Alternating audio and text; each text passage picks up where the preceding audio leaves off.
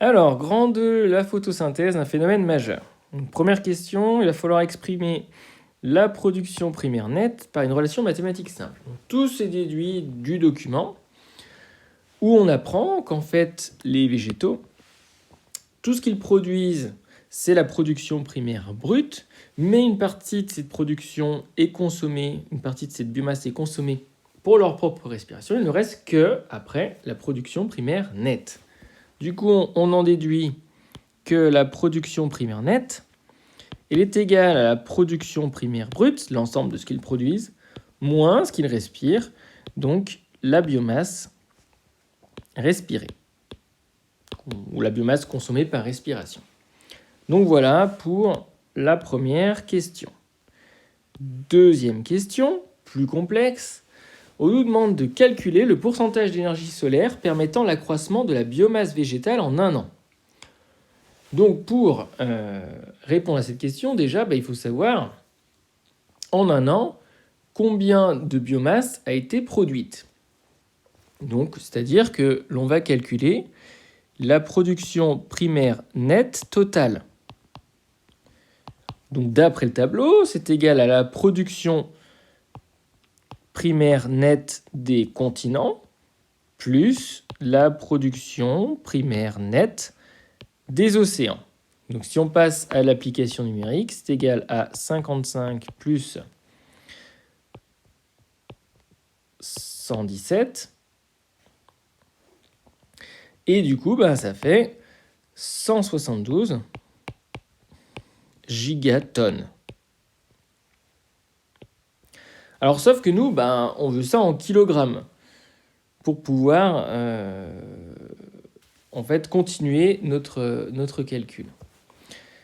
Donc giga, c'est 10 exposant 9, et tonne, c'est donné dans l'énoncé, une tonne correspond à 1000 kg. Donc c'est égal en fait à 172, 10 exposant 9 plus 3, c'est-à-dire 10 exposant 12 kg. Donc un an sur l'ensemble du globe, en fait, les végétaux, par photosynthèse, produisent 172 10 exposant 12 kg. Alors, d'après l'énoncé, on sait que 1 kg de biomasse sèche contient environ 18 10 exposant 6 joules d'énergie. Donc, on va calculer l'énergie contenue dans toute cette biomasse qui a été produite en un an. Donc cette énergie produite par photosynthèse, c'est égal à 172 10 exposant 12 qu'on multiplie par 18 10 exposant 6 joules. Ce qui nous fait 3,096 10 exposant 21 joules. Donc cette énergie qu'on retrouve dans la biomasse produite, elle a été produite par photosynthèse à partir de l'énergie solaire reçue en un an, qui est égale à 5,47 10 exposant 24 joules. Et donc du coup, nous, on nous demande de calculer le pourcentage que ça représente d'énergie. Donc on va regarder en fait, donc je vais le faire à côté, quel est le pourcentage d'énergie solaire qui a été utilisé. Donc le pourcentage d'énergie solaire utilisée. Du coup, c'est l'énergie donc, qui a été produite par photosynthèse, qu'on retrouve dans la biomasse, donc 3,096 10 exposant 21.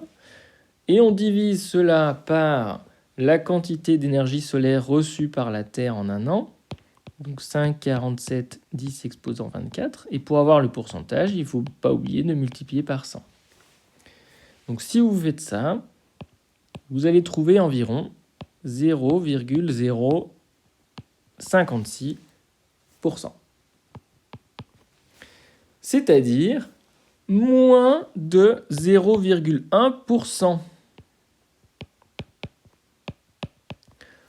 Pour produire ces gigatonnes, ces 172 gigatonnes par photosynthèse, les végétaux utilisent moins de 0,1% de la quantité solaire que reçoit la Terre. Et cette valeur, c'est moins de 0,1%, on le retrouvera dans le bilan final. La suite, un peu plus simple maintenant. Donc il faut montrer à partir de documents que je vous ai mis en dessous que le fonctionnement de la poule, des levures, des humains repose sur des molécules produites par photosynthèse. Donc si vous lisez attentivement ce document 3, vous apprenez que les êtres vivants transforment des molécules comme l'amidon en glucose et que ce glucose, il peut être utilisé de deux manières différentes. Soit cette manière-là, donc du glucose plus du dioxygène, donne de l'eau plus du CO2 et de l'énergie qui est directement utilisable par les cellules pour pouvoir faire fonctionner la cellule, et de l'énergie thermique qui est donc évacuée. Donc ça, c'est ce qu'on appelle la respiration cellulaire. D'autres êtres organismes, en l'absence de dioxygène, sont capables d'utiliser ce glucose et de le dégrader en éthanol plus CO2, plus de l'énergie directement utilisable par la cellule et de l'énergie thermique. Et donc ça s'appelle la fermentation alcoolique. Dans les deux cas, c'est du glucose. Et le glucose provient de l'amidon. Donc si on regarde maintenant la poule.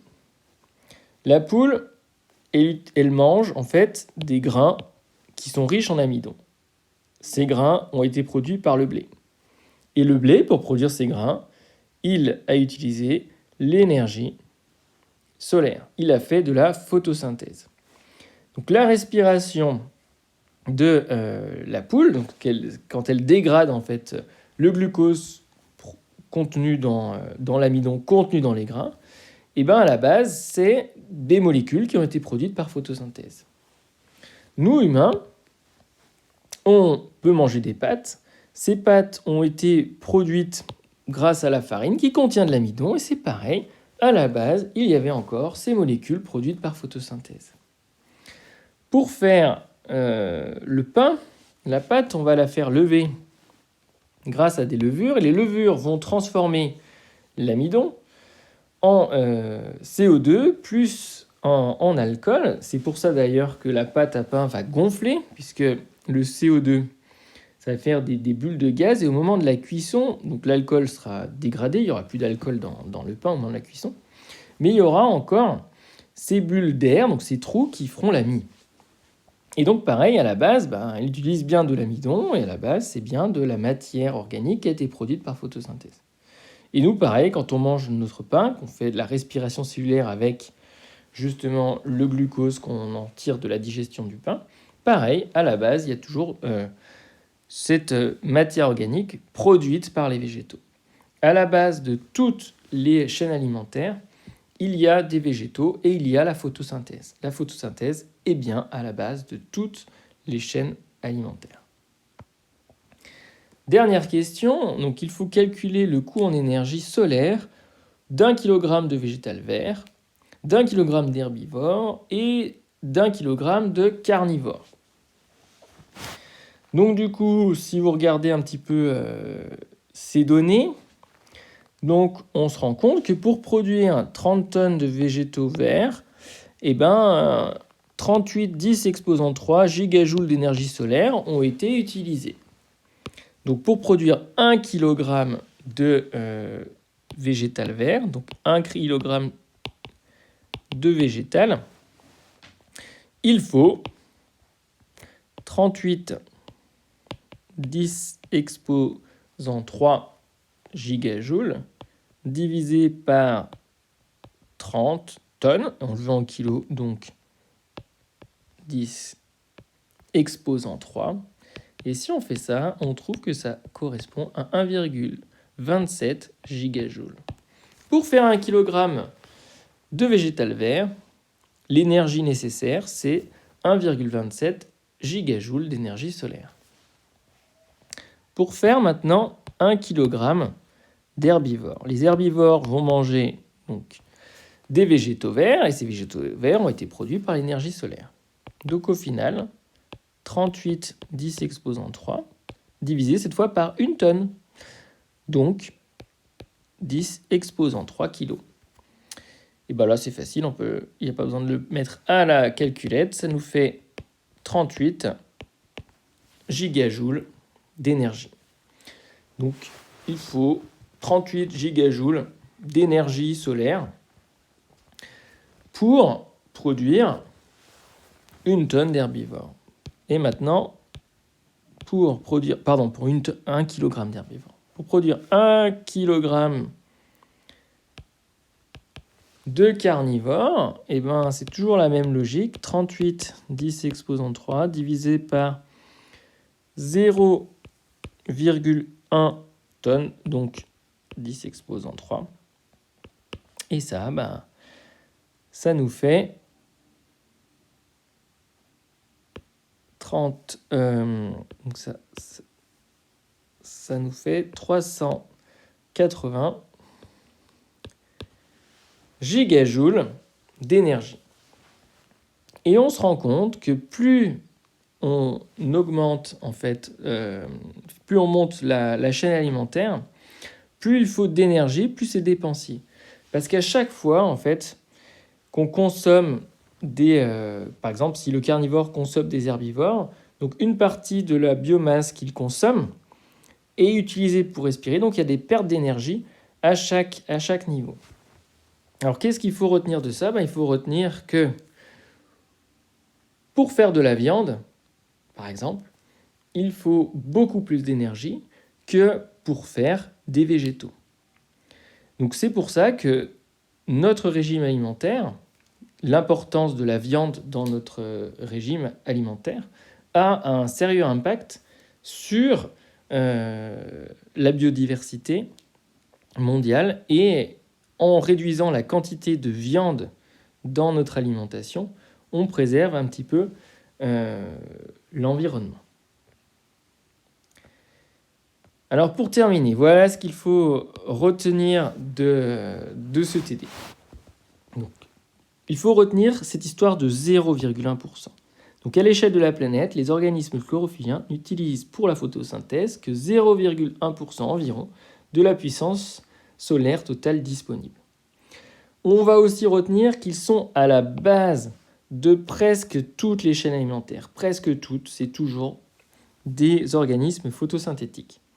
Et donc c'est par la photosynthèse qu'il va y avoir l'entrée dans la biosphère de cette matière qui va stocker de l'énergie chimique. Et c'est pour ça qu'en seconde, vous avez vu que les végétaux chlorophylliens sont des producteurs primaires. Ces molécules qu'ils font entrer dans les chaînes alimentaires, elles sont transformées soit par respiration ou fermentation pour libérer de l'énergie qui va être nécessaire pour notre fonctionnement. Et au final, ce qu'il faut vraiment retenir, c'est cette dernière partie. L'utilisation par la photosynthèse d'une infime partie de l'énergie solaire reçue par la planète fournit l'énergie nécessaire à l'ensemble des êtres vivants.